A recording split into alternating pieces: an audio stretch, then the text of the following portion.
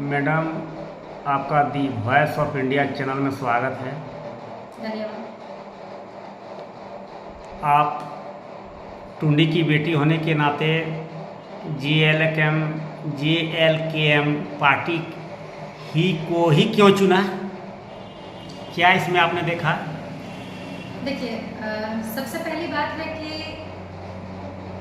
समाज में चुनौतियाँ क्या हैं, हमारे राज्य में कौन सी चुनौतियाँ, हम किस दौर से गुजर रहे हैं। तो कहीं ना कहीं आप देखेंगे कि युवा इसमें सबसे ज़्यादा सफ़र कर रहे हैं। बेरोजगारी इतनी ज़्यादा है और पेपर लीक वगैरह से सब परेशान हैं और सब त्राहिमाम कर रहे हैं। और हमारी नज़रें ऐसे लोगों को खोज रही हैं जो यहाँ के लोगों के लिए काम करें, यहाँ के नौजवानों की आवाज़ बने और यहाँ के लोगों के हक और अधिकार की बातें करें। तो पहले मुझे बहुत ज़्यादा राजनीति से इतना लेना देना था नहीं, लेकिन बार बार पेपर लीक, छात्रों की ना आवाज़ सुनी जाए, ना जितने भी वैकेंसीज निकले वो बाहर के जो लोग हैं उसमें ज़्यादा हासिल हो रहे हैं, यहाँ के लोगों को कम मौके मिल रहे हैं। अभी रिसेंटली नगर निगम का भी जो फॉर्म निकला था उस पर आप देखेंगे 18 लोग बाहर के हैं, आसाम, बंगाल, उसके अलावा उड़ीसा, मध्य प्रदेश, महाराष्ट्र, ऐसे लोग उस पर आए हैं। उसके अलावा मात्र 11 सीट पे यहाँ के झारखंडी उस पर आए हैं। तो आखिर किस आधार पे नियुक्तियाँ भी होती हैं और बाकी GPSC, JSSC करके जो भी एग्ज़ाम वगैरह निकला वो भी फिर पेपर लीक की वजह से कैंसिल हो जाता है। तो कहीं ना कहीं हमें लगता है कि सत्ता पे ऐसे लोगों को आना चाहिए जो यहाँ के लोगों के हक अधिकार को लेकर के बातें करें। तो JLK एक उभरता हुआ पार्टी है, इसमें मैक्सिमम सारे नौजवान हैं और इनका सोच जो है या विचारधारा जो है ये मुझे आकर्षित करती है, जो क्षेत्रीयता की बात करती है, स्थानीयता की बात करती है, उसके बाद आपका विस्थापन लोगों को हक को लेकर के बात करती हैं और उसके बाद खतियान को लेकर के 1932 के खतियान को लेकर के बात करती हैं। अभी तक आप जानते हैं कि झारखंडी को उन्हें डिफाइन नहीं हो पाया है ना।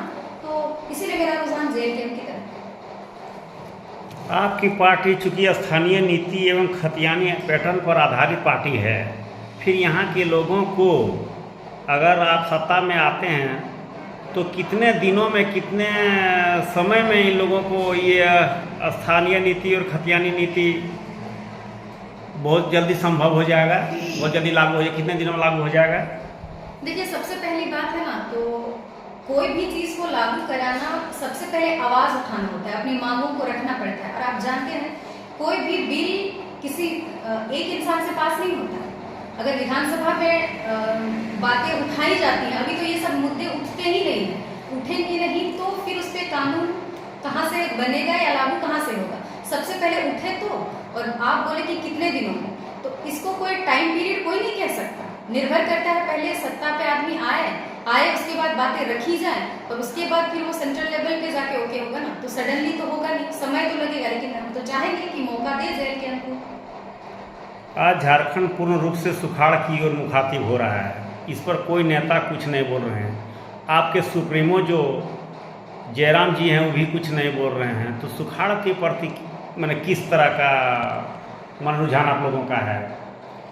देखिए, मैनिफेस्टो जब बना था, जैसे लोकसभा में कुछ सीटों पे लड़े ही थे JLK, तो उसमें जो मैनिफेस्टो बना था उसमें भी जलवायु को लेकर के हम लोग रखे थे बात कि वृक्षारोपण। अभी आप जानते हैं कि प्रदूषण काफ़ी बढ़ गया है, प्रदूषण बढ़ने की वजह से ओजोन लेयर पतली हो रही है और जैव विविधता भी बदल रहा है और कहीं अतिवृष्टि, कहीं अनावृष्टि, ये सारी चीज़ें हो रही है। और सुखाड़ जैसे आप जानते हैं हमारा पलामू, गढ़वा, ये सब एरिया ज़्यादा प्रभावित है, इधर भी है लेकिन कंपैरेटिवली उधर से थोड़ा कम है। तो चूंकि आप जानते हैं कि कृषि प्रधान है झारखंड, कृषि पे यहाँ के लोग बहुत ज़्यादा निर्भर रहते हैं, तो वृक्षारोपण को हम सोचते हैं कि हम ज़्यादा प्रोत्साहन दें। उसके अलावा जलवायु परिवर्तन तो हो रहा है तो प्रदूषण को हम कम करें। उसके बाद जैसे खेती अगर हो तो जलवायु आधारित पे ही खेती हो, कि अगर कम बारिश हो रही है या सुखाड़ है तो ऐसे धान का या ऐसे फसलों को निर्माण किया जाए जो कम पानी में भी फसल हो सके और लोग जीविकोपार्जन में उसको इस्तेमाल कर सकें।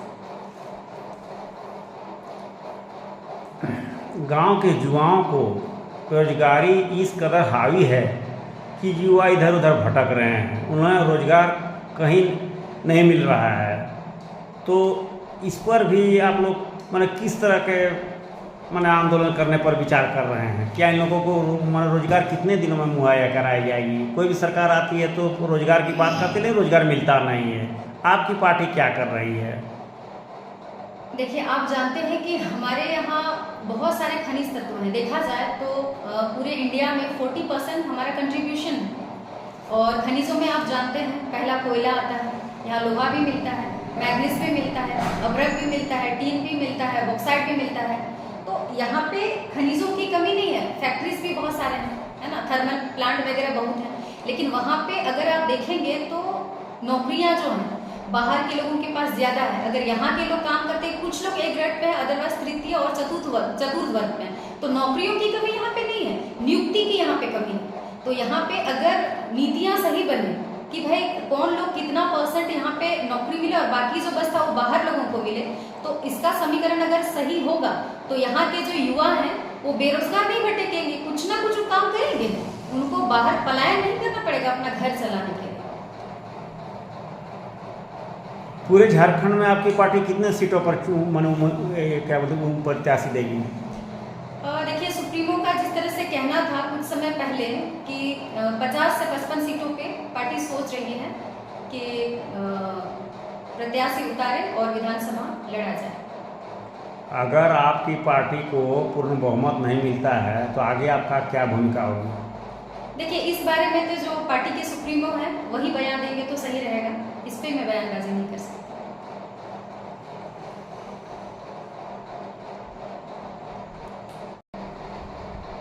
भविष्य में भाजपा झामुमो जैसी पार्टियों के साथ आपकी पार्टी विलय करेगी, ऐसा क्या मैनिफेस्टो आपके में है क्या, यदि पूर्ण बहुमत नहीं आती है तो?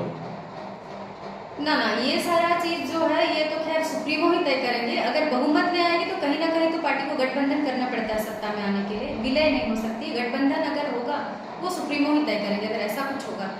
इस बारे में भी मैं बयानबाजी नहीं कर सकती। ठीक है।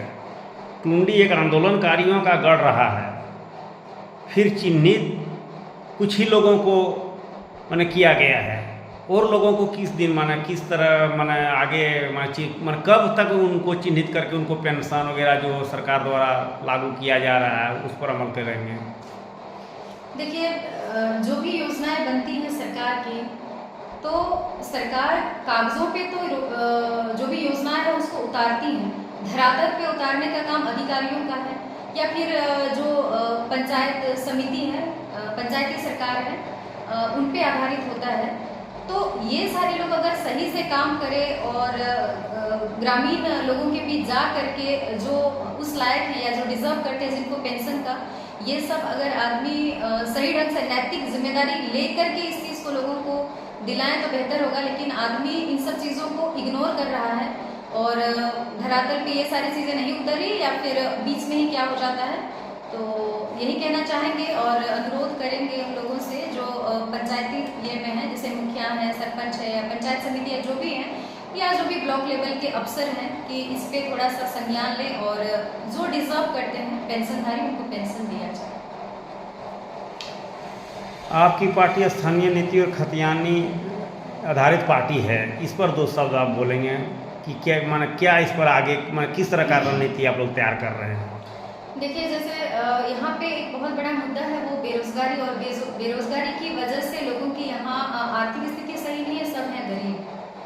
तो जब हमारे यहाँ सब चीज़ है, हमारे यहाँ खनिज पदार्थ हैं, इतने सारे प्लांट हैं, उसके बाद भी हमारे भाई बहन जो वो पलायन कर रहे हैं, बहनें जो हैं कम पढ़ी लिखी हैं, दिल्ली मुंबई में जा करके कहीं झाड़ू पोछा मतलब हाउसमेड बन गई हैं। हमारे भाई लोग जो हैं, चाचा लोग जो हैं, वो बोरिंग गाड़ी में जाते हैं, फैक्ट्रीज में जाते हैं, कितने दफ़े एक्सीडेंट में उनकी मौत हो जाती है। और हमारी बहनें जो कहीं कहीं जा कर के काम कर रही हैं दूसरे शहरों में, उनके साथ बहुत ज़्यादा कहीं कहीं देखिएगा यौन उत्पीड़न होता है, कहीं शोषण होता है, तो कहीं पे बंधुआ मजदूरी की तरह काम किया जाता है, फिर भी पैसे उनको नहीं दिया जाता है ना। तो सबसे पहली बात है कि स्थानीयता अगर लागू होती है, कि सबसे पहले पहचान बनती है कि झारखंडी है कौन, झारखंडी कहेंगे किसको, है ना। तो उसमें जैसे खतियान आधारित है, जैसे 1932 का खतियान लागू करने की बात है, तो वो अगर लागू होता है और तो स्थानीयता फिर निश्चित हो जाएगी कि ये लोग झारखंडी हैं। फिर उस आधार पे नंबर ऑफ जो नौकरियां हैं, तब फिर वो नियोजन नीति हम यहाँ पे लागू करेंगे। और बेरोजगारी की समस्या अगर दूर होती है तो आर्थिक तंगी भी दूर होगी और एक समृद्ध झारखंड बनेगा। आपका चुनाव चिन्ह कैंची छाप मिला है, इससे कैसे लोगों को प्रभावित करेंगे? मतलब लोगों को किस तरह से परिचय देंगे कि इसमें इसका मतलब प्रतीक क्या है? देखिए, कैंची छाप तो सबसे पहली बात है कि कोई भी सिंबल अगर दिया जाता है वो एक आइडेंटिटी होता है। आपको हर आदमी अपने तरीके से उसको एलाबोरेट कर सकता है, परिभाषित कर सकता है किसी भी चीज को, लेकिन परिभाषित करने से ज़्यादा बेहतर होता है, क्योंकि जैसा होता है ना कि कोई एक आदमी से, एक अंधा से पूछा जाए कि हाथी किस तरह 5 अंगों से ही है, तो अपने अकॉर्डिंग बोलता है। तो किसी पर्टिकुलर सिंबल को अगर रखते हैं तो जिसको जिस तरह से मन करता है उसी तरह से परिभाषित करता है।